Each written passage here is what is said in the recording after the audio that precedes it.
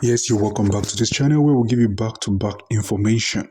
The House of Representative in the Islamic State of Nigeria has always known for a lot of atrocities, people fighting for their own personal rights rather for the constituency that sent them right there.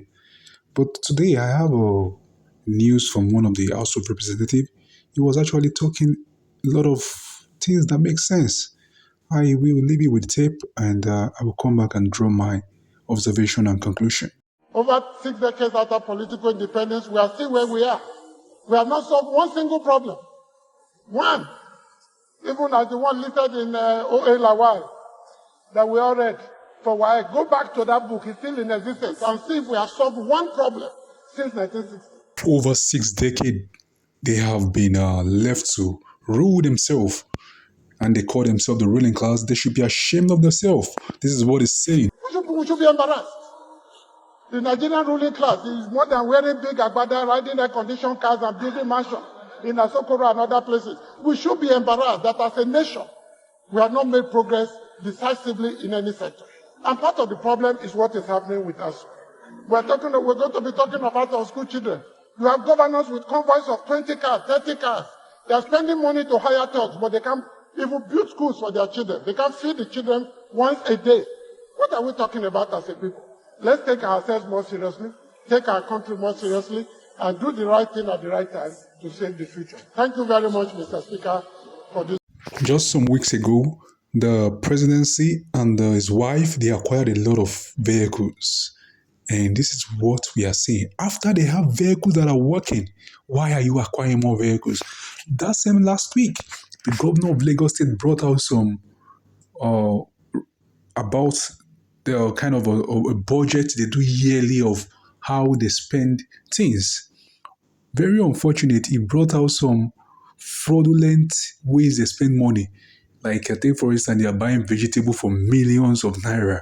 Where is that done in the world? These are the ways they try to sneak out money because who put him in power in the first place? The president, isn't it? The man that does not have a certificate, the man that has been lying on his certificate all throughout his life.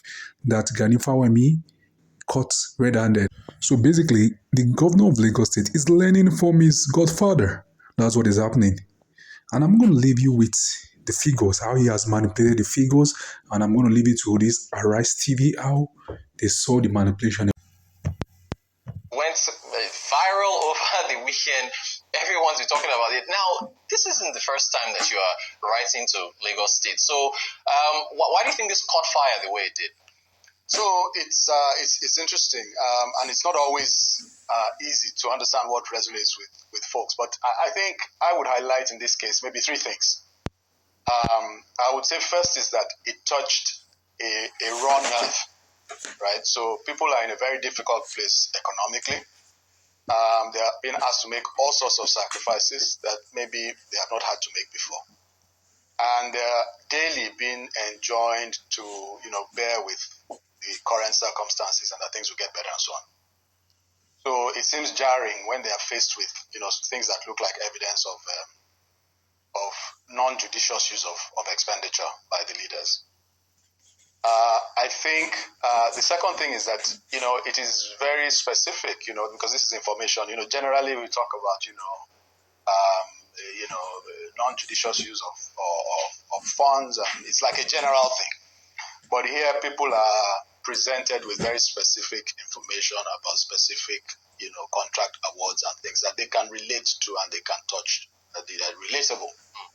So it's interesting that, some of the things that have generated the most comment are not even the numbers that are sort of in the big billions, but just numbers that when you look at the amount, it may just be a few million, but when you look at it in relation to the item, people can easily relate and say, this... Like the 7 million for diffusers, fragrances. So, what can we say? And then, finally, I think people they get involved, right? So some people have gotten in there, gone to the website and tried to get more information on themselves, and even come up with things that, are not part of what we did, because we focused on just the second quarter and the third quarter, and people have gone and looked more broadly and identified, for example, that, the state paid for, legal expenses for for the governor in supporting, in defending a political case and so on and so forth. So things that we didn't touch on have sort of come out in the discourse. So I think that engagement is also feeding, some of this. What do you make? I mean, as you mentioned, there's a procurement website where everyone can see this. These are basic things, but Dr. Abati was saying on the morning show this morning that since some of these things are basic, but they're not done, there's a window to commend the states. Budget ranked Lagos 14th as far as fiscal transparency is concerned. Lagos didn't make the top 10. What do you make of that? Is that a basic thing that you should not be commending the state for putting this information on your website? Look, I would say, maybe yes and no. Right, and why do I say that? Yes, I say, well, maybe not all states are doing it, and Lagos is doing it, and therefore you might comment.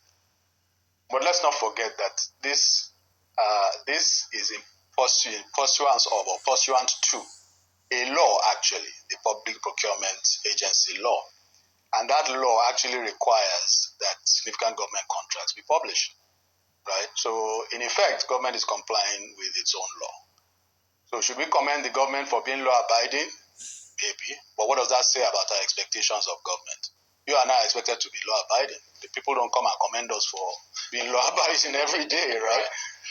So in that sense, I think part of the issue is that we have come to have very low expectations, right? And things that are our rights, we are seeing them as privileges.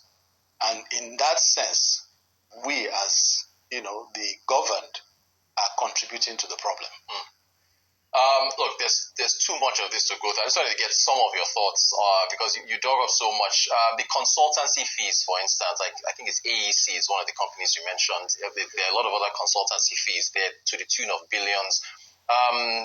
The bulletproof Lexus for 470 million. The governor's BMW motorcycle convoys, 14 of them, 36 million. A swimming pool for the deputy governor in his residence for 10 million.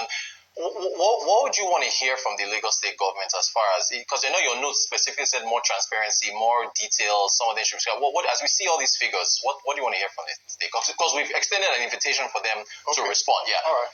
So, I think for me, and it's not just about me, I think, they need to explain to the people, when you see the comments, it's not as if we manufactured any information or what. This is just basic data that we put out.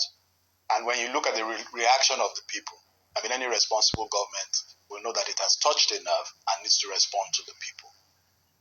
And where there's need for explanation, where there's need for justification. But more importantly, I think a couple